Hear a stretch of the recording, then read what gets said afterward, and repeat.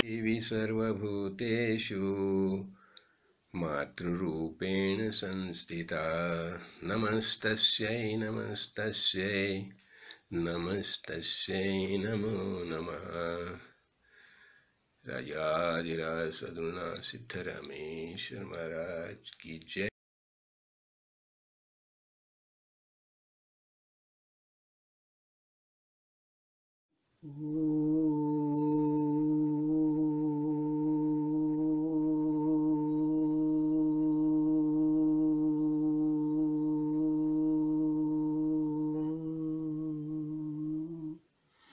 राजाधिराज सद्गुणा सिद्धरामेश्वर महाराज की जय। राजाधिराज सद्गुणा श्री भाऊ साहेब महाराज की जय। राजाधिराज सद्गुणा श्री काड़ सिद्धेश्वर महाराज की जय। गुरुर्ब्रह्मा गुरुर्विष्णु गुरुदेवो महेश्वरा। गुरु साक्षात् परब्रह्म तस्मै श्री गुरुवे नमः। राजाधिराज सद्गुणा श्री काड़ सिद्धेश्वर महाराज की जय। तो आज है विजयादशमी, दसरा। अभी हम ये नवदुर्गा का तो प्रथम से स्वाध्याय तो हमारा चल रहा है। और अभी आज हम ये नवरात्र जो पर्व है बहुत महत्वपूर्ण पर्व है। देखिए, और ये खासकर हमें क्या बताए थे, जो हमारी विजय गीता जो है सीमोल्लंघन सीमोल्लंघन किसा करना और क्यों करना, ये सब बातें ये नवरात्र में समझाई जाती है। तो हमारे गुरु काड़े सिद्धेश्वर स्वामी हमें एकदम शुरू से ही बताते थे, नहीं एक भी दिन ये चुकना नहीं, हर दिन आना ही चाहिए। और हम भी हर दिन जाते थे फिर हमारा वह संत संग चलता था। सामने गुरुजी बैठे रहते थे और उनका आशीष तो सदैव हमारे साथ रहता था। उनका कहना था, देखिए ये संत संग तो होना ही चाहिए। क्यों आवश्यक है?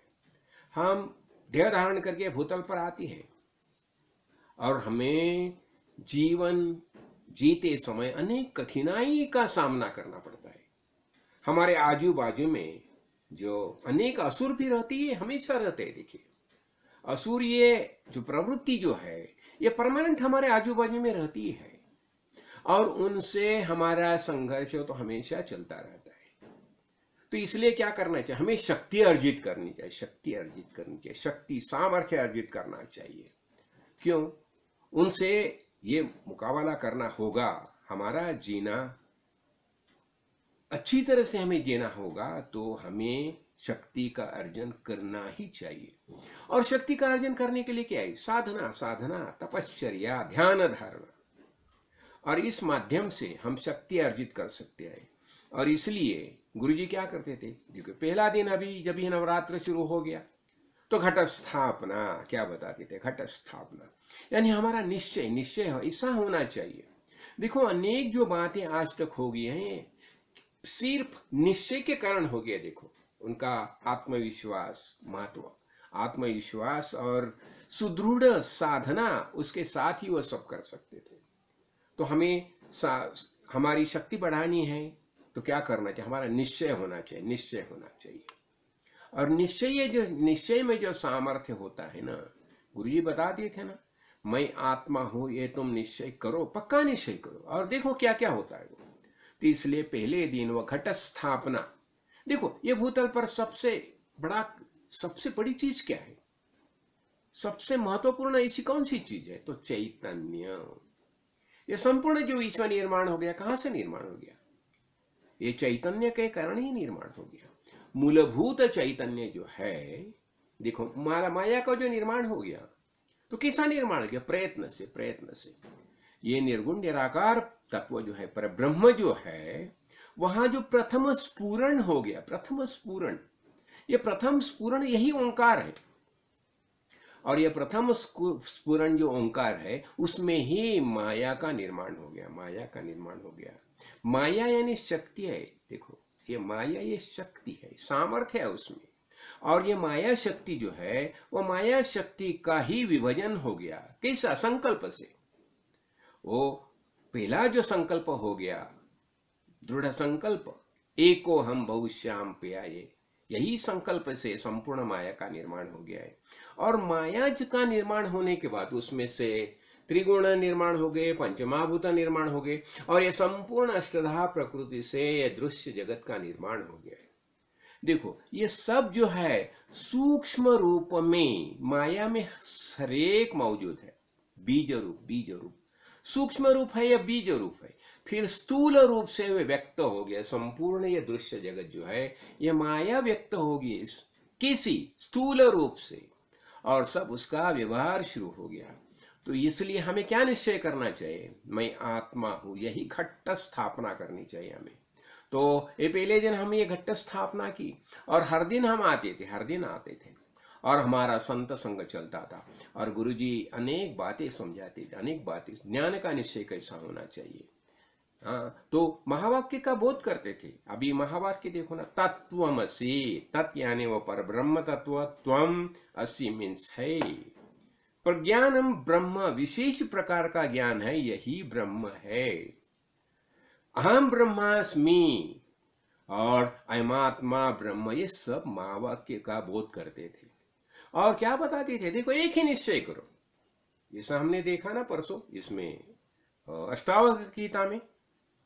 हाँ, तो उसने क्या बताया कि मैं देह नहीं हूं, मैं आत्मा हूं। तो यही निश्चय होना चाहिए।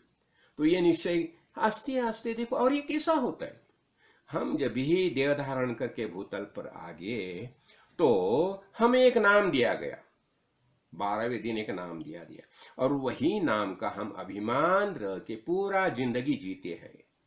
तो क्या बताया जाता है? देहाभिमान पाशेन चीरम बद्धोसी पुत्र का, बोध हम ज्ञान खड्गेन तन्निष्कृत्य सुखी भव। देहाभिमान, ये देह का अभिमान रहता है हमें, मामूली बात है। देखो अभिमान रहता है, तो ये देहाभिमान यही हमारा पास है, ये बंध है। तो इससे तुम बंध हो गया। देहाभिमान पाशेन चीरम बद्धोसी पुत्र का, तो बोधो हम ज्ञान खड्गेन तन्निष्कृत्य सुखी भव। तो बोध क्या बोध करना? ये बोध जो है, मैं सच्चिदानंद स्वरूप आत्मा हूं, यही बोध करना चाहिए। ये पहले दिन जब भी हम घट स्थापना करते हैं, और ये कहा निश्चय कहाँ करते हैं? अंतःकरण में। देखो अंतःकरण में हम निश्चय करते हैं कि मैं आत्मा हूं। और फिर क्या बताया जाता है? अनेक उपनिषद में बताया है। देखो अनेक बातें समझाई है कि क्या बताते थे? फिर बताते थे, गुरुजी बताते थे, उत्तिष्ठत जाग्रत प्राप्य वरान निबोधत शूरस्य धारा निशिता दुरत्तया दुर्ग पथस तत् कवयो वदंती। ये उपनिषद में बताया। क्या बताया है? ये पुरुष जो है ना, ये कायर पुरुष, उठो उठो उठो, जागो, सर्वशक्तिमान के अंश के रूप में भक्ति को पहचानो, पहचानो। हाँ, और श्रेष्ठ पुरुषों के चरणों में बैठकर, कहाँ बैठे? सदगुरु के चरणों में बैठकर उस महान धर्म का बोध प्राप्त करो। महान धर्म क्या है? मैं आत्मा हूं। और जो सृष्टि की धारणा करता है, ये संपूर्ण सृष्टि की धारणा यही मंत्र से होती है। तो ये कैसा है? क्षुरे की धार होती है ना, जिस प्रकार तीक्ष्ण और दुस्तर होती है, तीक्ष्ण होती है, दुस्तर होती है, उसी प्रकार विद्वानों के मत में महधर्म का मार्ग भी दुर्गम है। देखो ये मार्ग जो है, इसलिए संत संग में हमेशा हमेशा आने का उपदेश करते थे। और ये भी बताते थे, उसी समय हम प्रवचन करते थे ना, वो बताते थे, नायमात्मा बलहीन न लभ्यो न मेधया लभ्यो न च प्रमादात तपसो वाप्यलिंगात एतत् रूपार्यते यस्तु विद्वांस तस्यैव आत्मा विशते ब्रह्मधाम। देखो ये प्रवचन करके नहीं, ये जब भी उसका हम निश्चय करते हैं, निश्चय बार बार बार संत संगम में आके जब भी उसके ऊपर हम चिंतन करते हैं तो हमें ये सुलभ हो जाता है। तो देखो, और अनेक तंत्र जो है, ये तंत्र में भी शस्त्र पूजा बताई। शस्त्र पूजा देखो, आज भी हमने आज हमने दसरा पूजा की ना, तो दसरा पूजा की वह हमने शस्त्र की भी पूजा की है। देखो, जो हमारे घर में जो शस्त्र होते हैं ना, जिस शस्त्र का हम इस्तेमाल करते हैं, वो शस्त्र की भी पूजा की जाती है। क्यों आवश्यक है? देखो, हमारे जितने देव देवता है, सभी देव देवता के हाथ में शस्त्र है। देखिए, शस्त्र है, शस्त्र। और ये क्या बताते? शौर्य पूर्वक जीवन संघर्ष को प्रेरणा देते हैं। जीना है हमें कैसा? शौर्य पूर्वक। जो अभी वेद ही नहीं, देखो वेद है, अभी क्या बताए? वेद ही नहीं, वेद ज्ञान के प्रेरित आर्य जनों के सभी धर्म ग्रंथ में क्या बताए? रामायण देखो, महाभारत देखो, पुराण देखो, देवी महात्म्य देखो। अभी हमने देखा ना देवी महात्म्य, हाँ, तो यहाँ तथा शक्ति पूजा के उद्बोधक ऐसे शास्त्र तंत्र और शौर्य पूर्वक जीवन संघर्ष की प्रेरणा देते हैं। जीना है शौर्य पूर्वक जीवन। और ये कार्यकर्ता पूर्वक भार ढोने वाले पशु के भांति मुख बनकर अत्याचार सहने की नहीं। देखो, खाली अत्याचार सहना नहीं चाहिए, ये सब बातें समझा। ये संघ इसलिए क्या है, हम देखते हैं ना, सीमोल्लंघन का क्या होता है? देखो, तो ये सब बातें इसलिए हम अपना दसरे के पहले दिन घट स्थापना की बार हर दिन आती थी गुरुजी के सामने, सब कुछ बातें होती थी। और देखो, अभी आज तो विजयादशमी दसरा, तो ये क्या हो गया? ये असुर था ना, महिषासुर। तो महिषासुर देखो, वो जमाने में जितने असुर थे ना, उनका एक ही दृष्टिकोण था। और ये दृष्टिकोण क्या है? जितना हो सके सामान्य जन को जितना तकलीफ दे सकते उतना तकलीफ देते रहो, तकलीफ देकर उन्हें परेशान करते रहो, ये उनका तत्व रहता था। और ये महिषासुर ने भी बहुत साल तपस्या की, ब्रह्मदेव को प्रसन्न किया, और उसने ऐसा वर मांगा था कि बस कोई देव दानव मानव उसे कोई भी मार नहीं सकता, खाली महिला के हाथ से उसका मृत्यु होने वाला था। तो उसने क्या किया? ठीक है, और उसने और एक बात की, अनेक कन्या का वह संहार करता था। क्यों? उसे पता चला ना, मुझे खाली मृत्यु जो है किसके हाथ से है? कन्या के हाथ से, तो कन्या का संहार करता था।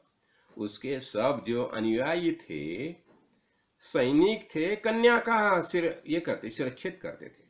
जैसा हमने देखा ना, जब भी अपना कंस था, कंस भी अत्याचारी था। जब श्री कृष्ण का जन्म हो गया और उसे पता चला कि गोकुल में ये श्री कृष्ण बालक बढ़ रहा है, तो उसने क्या सही आदेश दिया? जितने बाल है सबको मार दो, सबको मार दे। और वह पुतना मौसी को वही काम दिया था। ये ऐसी असुर परंपरा होती है। और ये असुर परंपरा का देखो, उनका एक ही ख्याल रहता है। अभी देखो क्या है, अभी ये रावण तो हमने देखा ना, तो उसका भी क्या था? स्वधर्मो रक्षसः भीरु सर्वदैव न संशया। और गमनम वा परश्रीणाम हरणम संप्रमथ्य वा। देखो, वो बलात्कार से श्री का हरण करना, उनको भगा लेके जाना। और देखो, ये परदारा गमन विमन, ये सब जो बातें हैं ना, उनका धर्म था। और ये आर्य की परंपरा जो है, वह आर्य की परंपरा के सब उल्टा ही था। आर्य की परंपरा मानने के लिए वह तैयार नहीं थे। इसलिए हमने देखा ना, राम प्रभु ने जो क्षात्र धर्म की निर्माण किया, और राम प्रभु के बारे में हमने बहुत बार देखा है कैसा कैसा आचरण किया राम प्रभु ने। अभी देखो, ये राम प्रभु हम बताते हैं, लेकिन वास्तव में क्या है? देखो, ये राम प्रभु तो है, और उसी समय देखो, राम प्रभु को सहाय्य करने के लिए अनेक जो आए ना, तो वहां क्या बताया जाता है? देखो, वाली, सुग्रीव, हनुमान और जाम्बवंत, ये आदि जो सब जो है ना, उनके बारे में क्या बताया जाता है? वो कौन थे? वो वन पर वो वृक्ष थे। वानर तो कहा जाता है, उन्हें वानर में सब कहा जाता है, लेकिन उन्हें कभी बंदर भालू नहीं बतलाया।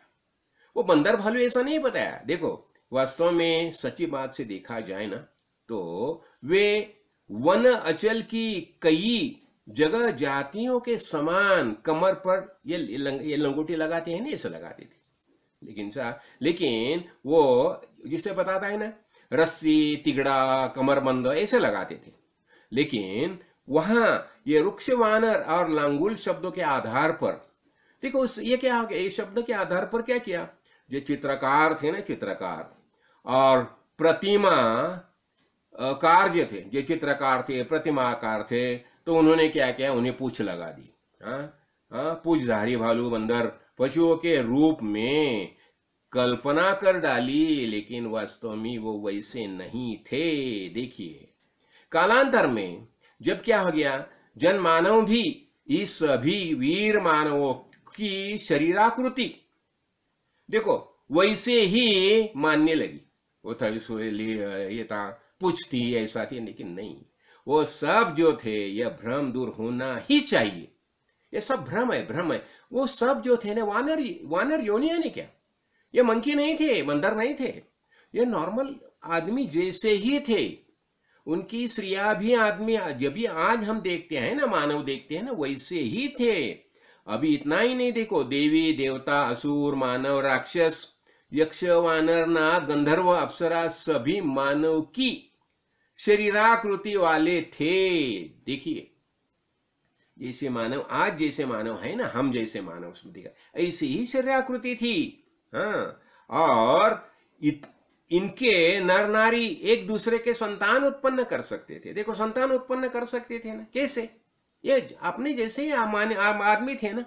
तो यदि ऐसा न होता तो राक्षस रावण मानव नारियों का अपहरण क्यों करता? वो राक्षस यानी कुछ उन्हें 10-10 ये मुख नहीं थे। देखो, और इतना ही नहीं है, सूर्य आदि देवता के द्वारा देखो, कुंती कैसे पांडवों की हो गया, अंजना से हनुमान की निर्मित हो गई, सब देखो, ये सब बातें हैं, ये अच्छी तरह से समझ। आज जैसे मानव है ऐसे ही मानव थे। असुर राक्षस कुछ अलग नहीं थे। मैं ये सीमोल्लंघन के बारीकी में बता दूं, ये सब हम गलत जो दृष्टिकोण अपनाए हैं ना, छोड़ दो सब। और ये सब जो हनुमान को पूछ लगा दिया, ऐसे पूछ कुछ नहीं थी। और सामान्य मानव जैसा है वैसा ही था। तो ये सब बातें हमें कभी ना कभी समझानी चाहिए ना। लेकिन कल्पनाकारों ने एक बताया, वैसा सब चलता है। ठीक है, ये ऐसा ही बात है, इसलिए मैंने ये बता दिया। और क्या होता है, देखो, अभी ये तो हो गया, ये कुछ बातें हम समझा रही है। तो ये उसी जमाने में राम प्रभु का कार्य हमने देखा है। राम प्रभु ने कैसा कार्य किया, तो ये सीमोल्लंघन किया। अभी यही सीमोल्लंघन जो है ना, जब रावण के ऊपर जो हल्ला किया ना, आक्रमण किया, वही दसरे के दिन किया भाई साहब। देखिए, अभी शिवाजी महाराज ने पुरंदर किला लिया, कभी दसरे के दिन। ये सीमोल्लंघन का क्या आता था? देखो, हमारे आजू बाजू में कोई राजा, पहले से जैसे राजा रहते थे अनेक, तो हर दिन कुछ ना कुछ गड़बड़ करते थे। फिर उनको समझाने के लिए ये दसरे के दिन उनके ऊपर आक्रमण किया जाता था और समझाया जाता था, देखो भाई, आज तक तुमने बहुत कुछ गड़बड़ की, हमने सब सह लिया, लेकिन इसके आगे हम सह नहीं लेंगे।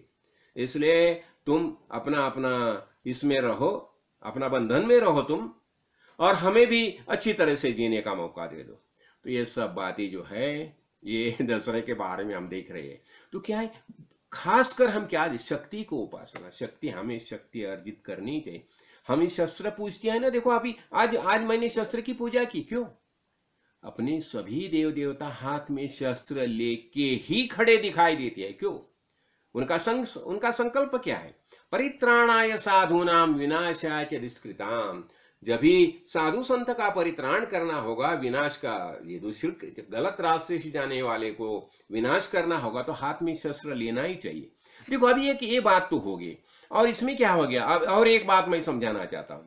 अभी क्या हो गया, जब भी ये धर्मराज तो बहुत शांतता प्रिय थे, हाँ, तो कुंती माता क्या समझाती है देखो। कुंती माता में खास खास कर क्यों बताता हूँ, परसों देवी मैंने इसके बारे में बताया ना, अपनी वंदना कोळिन वंदना कोळिन ये नाम मैंने, जो वालिया कोळी है ना, वालिया कोळी, उसकी पत्नी जी थी ना, उसका नाम मैंने मैंने रखा वंदना कोळी। और देखो वो उसके अंदर ये दुर्गा का संचार हो गया था, और इसलिए उसने जिस अपना पति को बता दिया वालिया कोड़ी को, देखो तुम जो पाप पुण्य करता है उससे हमारा कुछ वास्ता नहीं है, उसके लिए हम बिल्कुल जिम्मेदार नहीं है। वो तुम्हारा जो करता है तुम जानिए, और तुम्हारा पाप पुण्य जानिए। तुम घराने अपना ये परंपरा, अपना कुटुंब पर का मुख्य पुरुष होना, तो हमारा परिपालन करना ये तुम्हारा कर्तव्य है। कैसा करता है हमें पता नहीं है। लेकिन इससे क्या हो गया, उसने ऐसा जवाब दिया करके वो नारद मुनि को शरणागत हो गया, और उसने तपश्चर्या की, और वही वाल्मीकि ऋषि बन गया। तपश्चर्या तपश्चर्या, साधना साधना। तो ये हाँ, इससे क्या बताया जाता है, ये वालिया कोड़ी का उदाहरण खास कर मैं क्यों देना चाहता हूं, हमारे अंदर भी वही सामर्थ्य है, शक्ति है, लेकिन हम ये सब भूल गए हैं। तो हमें उसे जागरूक करना चाहिए। तो इस सीमा उल्लंघन करो। मैं शरीर नहीं हूं, मैं आत्मा हूं। आज तक हम देह बुद्धि से जीते थे ना, तो अभी देह बुद्धि का सीमा उल्लंघन करके आत्म बुद्धि से जीना शुरू करो, जीना शुरू करो। मर्द के पुरुषार्थ से जियो। तो अभी क्या हो गया, जब ये अपने श्री कृष्ण भगवान जो भी आए थे हस्तिनापुर में आए शिष्टाई के लिए, और जब भी दुर्योधन ने मना किया, बोला नहीं, 5 गांव क्या, ये सुई के नोक के ऊपर रहने इतनी जमीन भी देने के लिए मैं ये तैयार नहीं हूं। अब ये सब बातें तो होगी। अब ये बातें होने के बाद अभी मैं थोड़ा अपना ये महाभारत ग्रंथ का जो ये है ना,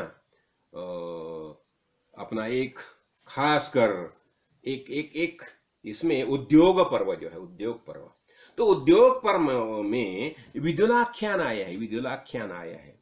और विदुलाख्यान मैं खास कर क्यों बता रहा हूं, अभी ये कुंती माता जो है, जब भी श्री कृष्ण कुंती माता को मिलने के लिए गया, हाँ देखो सीमोल्लंघन कैसा किया जाता है।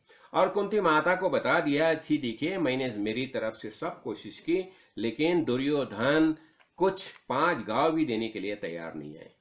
तो फिर कुंती माता भी बताती है, श्री कृष्ण भगवान को बताए, केशव तुम धर्मात्मा राजा युधिष्ठिर के पास जाकर इस प्रकार कहना। क्या कहना बताती है देखो, बेटा तुम्हारे प्रजापालन रूपी धर्म की बड़ी हानि हो रही है। तुम क्षत्रिय हो, तो तुम्हारा धर्म क्या है, प्रजापालन या तुम्हारा धर्म है, उसकी बड़ी हानि हो रही है।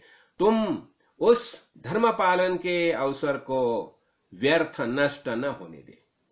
और ये बताती है, उसे समझाती है, वह विदुलाख्यान बताती है। तो विदुलाख्यान में भी क्या आता है, विदुला जो है ना, ये रानी है, महारानी है, और उसका पुत्र जो संजय जो है युद्ध में वो परास्त हो गया, वो घर में आके सो गया है। तो उसे समझाती है, अरे क्या है, मैं तुम तो वीर हो, और क्या वीर हो के, क्षत्रिय हो के क्या सोए हो, जाओ युद्ध करो। और वो बार बार बताती है कि युद्ध में मैं किसे बेटे को मैंने जन्म दिया, वो बताती है, मुझे तो लज्जा आती है तुम्हें बेटा मानने की, तुम क्षत्रिय हो, और क्षत्रिय का कैसा जीना चाहिए, युद्ध करो। और इतना ही नहीं, युद्ध में तो मर गए ना तो भी मुझे चलेगा, युद्ध में मर गए तो तुम स्वर्ग में स्वर्ग में जाएंगे, उसमें कुछ बड़ी बात नहीं है। लेकिन ये शत्रु के ऊपर तुम्हें युद्ध करना ही चाहिए। तो ये सब बातें ये विदुलाख्यान में बताई है, वो समझाती है। और बाद में ये जो सिंधु राज जो है ना, जिसने सिंधु राज ने ये संजय को परास्त किया है, राज्य अपने हाथ में लिया है, फिर संजय को उसकी माता, देखो माता, मैं माता को महत्व क्यों दे रहा हूं, हम बताते हैं ना, या देवी सर्वभूतेषु मातृरूपेण संस्थिता, नमस्तस्यै नमो नमः। माता, देखो माता ही जागृत करती है। और उसने पूरा विदुलाख्यान है, उद्योग पर्व में आया है, बहुत बढ़िया है, जिसे समय मिलेगा अवश्य पढ़ो, बहुत अच्छी अच्छी बातें बताए उसमें। और उसमें ये भी पता है, कालो वा कारणम राज्ञो राजा वा काल कारणम इति ते संशयो मा भूत राजा कालस्य कारणम। राजा है ना, वही काल का कारण होता है। इसलिए राजा को कैसा ही चाहिए, उसे धर्म से ही जीना चाहिए, प्रजा पालन ही करना चाहिए। तो हमने देखा ना, हमारी ये संस्कृति जो है ना, भारतीय संस्कृति के दो स्तंभ हमने देखे हैं। क्या बताया जाता है कि भारतीय संस्कृति के दो स्तंभ है, एक पहली राष्ट्रभक्ति और महान धर्म का अनुपालन। देखो, और ये सब बातें जो है ना, तो वेद में सब यही बताए है। वेद अपरुष है, अनादि और अनंत मानी जाती है। हाँ, क्योंकि उनमें जीवन संघर्ष में विजय प्राप्त करने की सर्वकालोपयोगी, देखो सर्वकालोपयोगी अमोघ सूक्त है। और सभी देव देवता सदा हाथों में, देखो सदा हाथों में शस्त्र धारण किए रहते हैं। क्यों? उत्तर है परित्राणाय साधूनां विनाशाय च दुष्कृताम्। इसलिए वो बताती है, कुंती माता बताती है श्री कृष्ण भगवान को, तुम जाओ और मेरा पुत्र जो धर्म है वो शांति प्रिय है, लेकिन उसे समझाओ, खाली शांति प्रिय है मैं वन में जाता हूं नहीं चलेगा। ऐसा ही संजय भी ऐसा बताता था माता को विदुराख्यान में, लेकिन उसने बताया क्या है, क्या करेंगे तुम गोसाई बन के क्या करेंगे? अरे उससे तुम कैसा होना चाहिए, तुम ऐसा बनो कि तुम्हारे आजू बाजू में अनेक गोसा भी आ जाएंगे और उनका प्रतिपालन करने का कार्य तुम करेंगे, और प्रजा कल्याण ये तुम्हारा महत्वपूर्ण कार्य है। तो ये सब बातें ये विदुलाख्यान में समझाई है। तो यह हम क्या देख रहे हैं, हमारा क्या होना चाहिए, संरक्षण करने की क्षमता हमें होनी चाहिए। कोई भी आक्रांता आता है और हमें परास्त करता है और हम ऐसा ही ये करते हैं, नहीं चलेगा, नहीं चलेगा। तो जीना है तो शौर्य से जियो, शौर्य से जियो। अपना खटिया के ऊपर मरने में कोई बड़ी बात नहीं है। तो बुद्धिमानी किसने है, जो प्रतिकूल परिस्थिति होती है तो प्रतिकूल परिस्थिति को अनुकूल बनाना, इसमें ही बुद्धिमानी है। तो ये सब बातें जो है ना, तो ये यहाँ समझाइए, सीमोल्लंघन करना है, दसरे के निमित्त हमें सीमोल्लंघन करना है। तो क्या करना है, हमें आत्मदृष्टि का निश्चय पक्का करना है। तो अभी देखो, इस दसरे के बारे में एक बात तो हमेशा बताई जाती है, क्या हो गया, ये अपना वर्तंत ऋषि जो है, देखो अभी ये वर्तंत ऋषि जो है ना, तो उनका कौश नाम का एक शिष्य था। तो जब उसने विद्या ग्रहण की, और विद्या ग्रहण करने के बाद उसने बता दिया गुरु को, ठीक है गुरुवर मैं आपको क्या दक्षिणा दूं। तो फिर ये कौश बताते हैं उसे, अपना ये वर्तंत ऋषि बताते हैं, गुरुवर बताते हैं उसे कि मुझे तुम 14,000 स्वर्ण मुद्रा दीजिए, अपना गुरु दक्षिणा के रूप में। तो ठीक है, फिर ये जाता है, कौन, कौश रघुराजा के यहाँ जाता है। 14,000 स्वर्ण मुद्रा और कौन दे सकता है। फिर रघुराजा के यहाँ आने के बाद क्या होता है, रघुराजा ने अभी अभी यज्ञ किया है। और देखो वो जमाने में राजा भी कैसे थे, जो प्रजावत्सल राजा थे वो कैसे कार्य करते थे। और ये रघु राजा जो है वो रामो प्रभु का वंशज है, ये ख्याल में रखिए। तो रामो प्रभु के किसी वंश में जन्म लेते हैं, तो ऐसा जब भी वंश हो जाएगा ना, देखो दिलीप से, देखो दिलीप खटवांग, हाँ फिर ये रघु राजा, फिर दशरथ, ये सब ऐसे वंश में ही भगवान जन्म लेता है। तो फिर रघु राजा ने ठीक है, अभी ये 14,000 मोहरा तो देनी है। फिर उसने क्या किया, उसने निर्णय लिया कि ठीक है हम ऐसा करेंगे, कुबेर के ऊपर हम हल्ला करेंगे, आक्रमण करेंगे कुबेर के ऊपर। और कुबेर को पता चला कि रघु राजा सुवर्ण मुद्रा के लिए हमारे ऊपर आक्रमण करने वाला है। तो फिर क्या हो गया, कुबेर ने क्या किया, जो आपटा जो है ना, आपटा 2 पन्ने होते हैं ना, आपटा का पेड़, तो उसके ऊपर उसने मोहरा का बरसाव किया। और ठीक है वही मोहरा हो गया, आपटा के पेड़ के ऊपर से वो मोहरा गिरती है, मोहरा का बरसाव किया। फिर रघुराजा ने बता दिया कौन सुख, ठीक है अभी तुम्हें जितना जो मोहरा चाहिए उतना ले लीजिए। तो उसने 14,000 मोहरा ले लिए। तो अब ये बहुत हमारा मोहरा बच गई। तो रघुराजा बोला देखिए अभी ये तो तुम्हारे लिए मैंने मंगाई है, तो अभी तुम्हें ही लेना पड़ेगा। लेकिन उसने बोला नहीं, मुझे बस 14,000 चाहिए थी, उतने मैंने ले ली, अभी इसका आगे मैं नहीं लूंगा। तो राजा भी बोला देखो ये मैंने आपके लिए मंगाई थी, तो अभी मैं तो नहीं लूंगा। देखो वो जमान के राजा कैसे थे और जो ये लेने वाले थे कि दोनों को देखो। हाँ, दान देने वाले और दान लेने वाले कैसे थे, उनका आचरण कैसा था देखिए।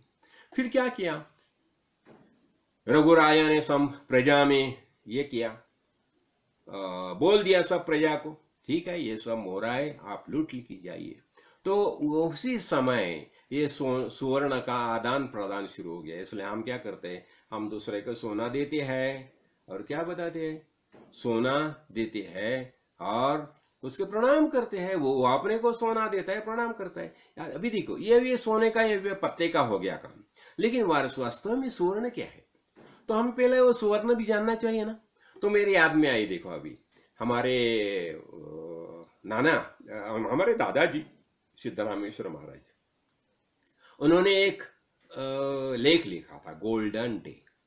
और वो गोल्डन डे उसमें खास करके उसने क्या लिखा था, अभी ये हमारी वैदिक परंपरा है ना, हाँ, तो उसके बारे में लिखा था। और दूसरा हमारा ज्ञान जो है ना, ज्ञान मतलब आधुनिक शास्त्र, हाँ, और पारमार्थिक शास्त्र, परंपरा विद्या, पारमार्थिक विद्या और आधुनिक शास्त्र, ये दोनों के बारे में उसने उसमें ये किया था, दोनों का सम्मेलन किया था बीच में। और उसने क्या बताया, देखो ये आधुनिक शास्त्र जो है, आधुनिक विज्ञान जो है, उसकी प्रगति होती है, बहुत अच्छी बात है, अच्छी बात है, लेकिन ये प्रगति के पीछे हमारी शुद्ध ज्ञान दृष्टि होनी चाहिए। नहीं तो क्या होता है, देखो अभी अणुबम का शोध हो लग गया, और अणुबम का शोध लगने के बाद क्या हो गया, वो हिरोशिमा और नागासाकी का भीषण संघर्ष हो गया। कितने लोग मारे गए, देखो ऐसा कुछ 2.5-3 लाख लोग मारे गए। और पूरी सृष्टि जी थी, सृष्टि सौंदर्य थे, अनेक पेड़ पौधे थे, सब बुरी तरह से हताहत होगी सबकी। लेकिन देखो वो समय समझो बाई चांस अमेरिका में कोई ज्ञान दृष्टि वाला होता था तो उसने ये अणुबम का डालने का ये परमिशन नहीं देती थी। देखो हमने देखा ना रामो प्रभु का, देखो अभी लक्ष्मण, राम रावण युद्ध के समय लक्ष्मण ने बताया कि नहीं मैं अभी ब्रह्मास्त्र का ये करता हूं, आवाहन करता हूं। राम प्रभु ने बोला नहीं, ये ब्रह्मास्त्र का आह्वान नहीं करना, ये पूरा सृष्टि के लिए घातक होता है। और दूसरा क्या होता है, देखो अभी महाभारत युद्ध के समय भी जब ये अश्वत्थामा ने ब्रह्मास्त्र का प्रयोग किया, उसी समय श्री कृष्ण यानी अर्जुन ने भी ब्रह्मास्त्र का प्रयोग किया था। लेकिन उसी समय वहां श्री कृष्ण आ गए, उसने बताया अर्जुन क्या कर रहे हो तुम। फिर अर्जुन ने वो ब्रह्मास्त्र वापस लिया, और अश्वत्थामा वो ब्रह्मास्त्र वापस लेने की विद्या उससे अवगत नहीं थी। देखिए ऐसा होता है। तो ये है ना, ये ब्रह्मास्त्र यानी क्या हो गया, ये ऐसी अस्त्र जो है ये पूरा मानव जाति के लिए शापप्रद होती है। इसलिए ऐसे अस्त्र डालने के लिए कभी भी अनुमति नहीं दी जाती। तो इसलिए देखो ऐसे ये सब बातें हैं ना, यही महापुरुष की धारणा रहती है ना। तो देखिए, तो इसलिए गोल्डन डे इसमें सिद्धरामेश्वर महाराज ने खास कर लिखा है। देखो अभी सुवर्ण, हमें सुवर्ण का आदान प्रदान करना है, तो हमें पता चलाना सुवर्ण क्या है। ये अनंत गहने दिखाई देते हैं ना, संपूर्ण अनंत गहने हैं, लेकिन ये अनंत गहने का अधिष्ठान क्या है, ये सब गहने का अधिष्ठान है सुवर्ण। तो हमें क्या करना चाहिए, हमें सुवर्ण को पहचानना चाहिए। तो ये संपूर्ण विश्व जो है दिखाई देता है, दृश्य जगत जो है हम देखते हैं ना, दृश्य जगत हम देखते, लेकिन ये दृश्य जगत में क्या है, एकमेव चिन्मय परमेश्वर परमात्मा ही मौजूद है। ऐसा बताया जाता है, मयि एव सकलम जातम मयि एव प्रतिष्ठितम मयि सर्वम लयम याति तद ब्रह्माहम अद्वयम। हाँ, ये मुझसे ही सब निर्माण हो गया है, ये परमेश्वर परमात्मा बताता है, शिव प्रभु बताते हैं, ये मुझ में से सब निर्माण हो गया है। मयि एव सकलम जातम मयि एव प्रतिष्ठितम, उसका संपूर्ण व्यवहार जो है, आदान प्रदान करने का सब व्यवहार है मुझ में ही चलता है। और बाद में मयि एव लयम, यह सब बात में मुझ में ही मिल जाने वाला है। हमने देखा ना पंच प्रलय, हमने देखे ना, तो क्या है सब मुझ में मिल जाने वाले। तो ऐसा ये ब्रह्म है वास्तविक, यही सुवर्ण है, हमें ये जानना चाहिए। हाँ, और उसका आदान प्रदान करना यानी क्या है? अभी देखो गुरु जी क्या बताते हैं, खुद ज्ञान प्राप्त करो और दूसरे को ज्ञान दे, तो यही सुवर्ण हो गया ना। मैं आत्मा हूं ये खुद निश्चय करो, और यही निश्चय करने के लिए दूसरे को प्रवृत्त करो, उन्हें भी उन्हीं निश्चय करने दो। नाम बताते हैं सोहम सोहम सोहम, यही चलता है ना। ये अजपा जप जो है वो निरंतर चालू है, तो उसका ज्ञान हमें होना, यही सुवर्ण का आदान प्रदान हो गया, आदान प्रदान हो गया। अभी गुरुजी ने क्या किया, हमें ज्ञान दिया ना, यानी क्या किया, ये गुरुजी हम देखा ना, सदगुरु स्तवन में हम देखा ना, गुरुजी क्या करते, हमें ज्ञान का आदान प्रदान चलता रहता है। और क्या है, गुरुजी जब ज्ञान देते हैं ना, वो गुरु ही बनाते हैं। देखिए वो कभी किसी शिष्य नहीं बनाते, क्यों? जिसे ज्ञान प्राप्त हो गया गुरु हो गया। हाँ, तो यही हम थे। तो हमने देखा ना, गुकार स्कंदकार रुकार तेज उच्यते अज्ञान ग्रासकम ब्रह्म गुरु एवं संशया। गुरु यानी क्या? गुरु जो है यह शब्द का विघटन किया जाता है, तो गुकार स्कंदकारस्य, गु शब्द क्या बताता है, माया बताता है, माया। और रुकार तेज उच्यते, रू शब्द तेज बताता है। देखो एक बड़ा महल है, बाढ़ महल है, और उसमें अंधकार है, हाँ बहुत साल का अंधकार है। तो अभी वहां प्रकाश निर्माण करना होगा तो क्या कर लेते हैं, बस एक ये शिलगाई होते हैं ना, दिया शिलगाई, बस वो एक माचिस ले ला और एक चिलगा, हो गया ना प्रकाश, तो सब अंधार निकल गया। तो ऐसा ही गुकार तेज उच्यते, रुकार तेज, रू जो है वो तेज का प्रतीक है। और अज्ञान ग्रासकम ब्रह्म, अज्ञान नष्ट करने वाला ब्रह्म गुरु ही है। देखिए ऐसे गुरु होते हैं।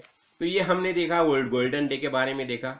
अच्छा अब ये सुवर्ण का आदान प्रदान करते हैं, रघु राजा और वर्तंतु ऋषि का कंस। देखो और एक बात होती है, अब ये जो कंस, ये वर्तंत ऋषि जो है, सवाल ऐसा निर्माण होता है, उन्होंने 14,000 मोहरा क्यों मांगी? देखो वो जमाने में जो गुरु थे ना, तो उनके आश्रम में हजारों शिष्य रहते थे, हजारों शिष्य रहते। हमने देखा ना, याज्ञवल्क्य के आश्रम में 60,000 शिष्य रहते थे, और उनका पूरा मैनेजमेंट, मैत्रेयी और कात्यायनी, ये उनकी जो 2 पत्नियां थी वो मैनेजमेंट करती थी। यानी क्या, मैं क्या बताना चाहता हूँ, श्री शक्ति का सामर्थ्य बताना चाहता हूँ। और यही अभी ये जो है ना, ये महिषासुर जो है, महिषासुर, तो महिषासुर के साथ अभी वो तो हमने देखा ना कि कन्या का वध करता था। और अभी इसलिए ना, अभी हमारी परंपरा में देखो कन्या पूजन करता है। अभी महानवमी थी ना, कल ही महीने मैं गया था, मंदिर में गया था, और वो मंदिर के पुजारी हमारे संतोष जी, उन्होंने मुझे बता दिया कि नहीं आज का ऐसा है, महानवमी है, तो महानवमी के अवसर पर मैं 9 कन्या का पूजन करता हूँ। वो कन्या का पूजन करता हूँ, उन्होंने प्रसाद विसाद बनाया था, वो प्रसाद उन्होंने मुझे दे दिया। हाँ, मैं बोला बहुत बढ़िया बात है, और कन्या पूजन करता, 9 कन्या का पूजन करता हूं मैं। तो कन्या पूजन ये प्रथा क्यों निर्माण होगी? ये महिषासुर के कारण। वो कन्या का ये करता था ना, शिरच्छेद करता था ना, मारता था ना उन्हें।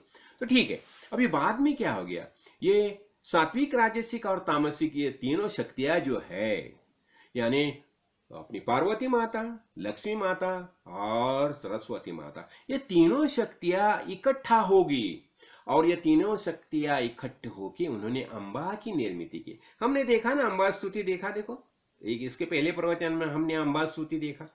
तो अम्बा स्तुति करो, क्यों अम्बा स्तुति करने का कारण क्या? शक्ति का संवर्धन करना चाहिए।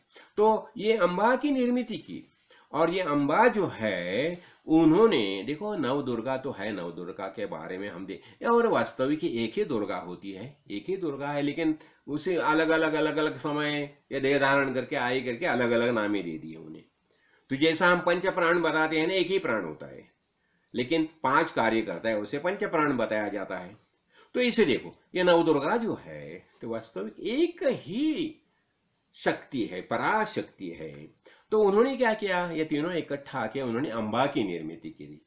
और ये अम्बा जो है, तो अम्बा देवी उसकी 64 योगिनियों के साथ उन्होंने असुरों पर आक्रमण किया है, अनेक असुरों का उन्हें शिरच्छेद किया है, मारे आने का असुरों को। और महिषासुर के खिलाफ 9 दिन युद्ध हो गया और 10वें दिन उसका वध किया है उसने। और जब ये नीचे गिर गया, उसके सर के ऊपर उन्हें त्रिशूल रख दिया है। और उसने जब भी देखा, अम्बा का रूप देखा, उसे लगा अरे बाप रे बाप रे, माता माता माता, तू ही मेरी माता हो, यानी उसका परिवर्तन हो गया। तो ऐसा ये महिषासुर मर्दिनी होगी, महिषासुर का मर्दन हो गया। देखो अभी अभी क्या हो गया, कोई रावण को जलाते हैं, क्यों? तो रावण को जलाने का एक ही कारण के लिए, वो दुर्गुण है। रावण ये प्रवृत्ति है। देखिए हमारे अंदर जैसा राम मौजूद है ना, वैसा रावण भी हमारे अंदर जो मौजूद है। ये राम रावण जो, और ये दोनों का युद्ध तो हमेशा चलता रहता है। ये सात्विक राजसिक जो प्रवृत्ति जो है ना, तो ये इनका संघर्ष तो हमेशा रहता चाहिए। तो हमें क्या करना चाहिए, हमें सत्वगुण की वृद्धि करनी चाहिए, सत्वगुण की वृद्धि करनी चाहिए। और सत्वगुण की वृद्धि करने के लिए हमें हमेशा संत संग में आना ही चाहिए। देखो हमारे अनेक जो ग्रंथ है, मुझे खासकर अपना ये महर्षि व्यास जो है ना, तो महर्षि व्यास ने तो इतना बहुत बड़ा कार्य किया है। उन्होंने क्या किया देखो, ये भी हमने देखा ना, तो उसने ये महाभारत ग्रंथ का जो निर्माण किया, तो महाभारत ग्रंथ में उन्होंने अनेक आख्यानें ली है। जैसा अभी मैंने देखा ना, विदुला आख्यान है, हाँ, और ये सब जो सब आख्यान जो है, तो उसके माध्यम से उन्होंने ज्ञान का प्रबोधन किया है। और ये सब आख्यान एक दूसरे में मिला के रखी है। उसे हमें पता चलता है कि कैसा कैसा। इसलिए मैं हमेशा बताता हूँ कि जिन्हें शक्य है वो महाभारत ग्रंथ का पठन अवश्य करो, अवश्य करो। क्योंकि महाभारत ग्रंथ में ये बहुत बातें बहुत अच्छी तरह से समझाई है। और ये और क्या बताती है देखो, अभी यदि राजा धर्म का पालन करता है तो उसे देवत्व की प्राप्ति होती है। देखो राजा जब भी धर्म का पालन करता है तो उसे देवत्व की प्राप्ति होती है। और यही वह अधर्म करता है तो वह नरक में पड़ता है। देखो इसलिए अनेक देव देवता हम बोलते हैं ना, ये देव देवता कैसे बने?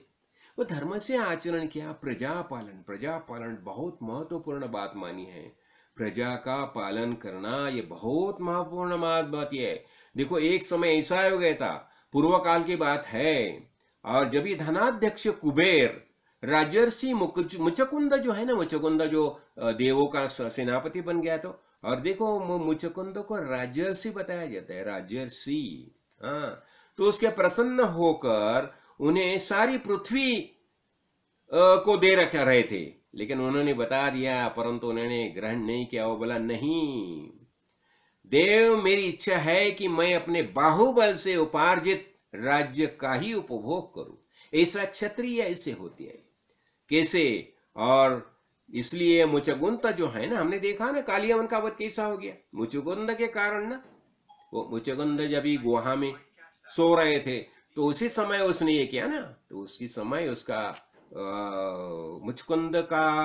मुचकुंद के कारण कालियावन का वध हो गया। देखो तो ये मैं क्या यहाँ बताना चाहता हूँ, ये सब जो बातें है तो हमारी, मुझे लगता है हमारी विजयादशमी सेलिब्रेट होगी, मनाई हमने तो। लेकिन मैं खासकर विजयादशमी के बारे में एक बात मैं हमेशा बताना चाहता हूँ।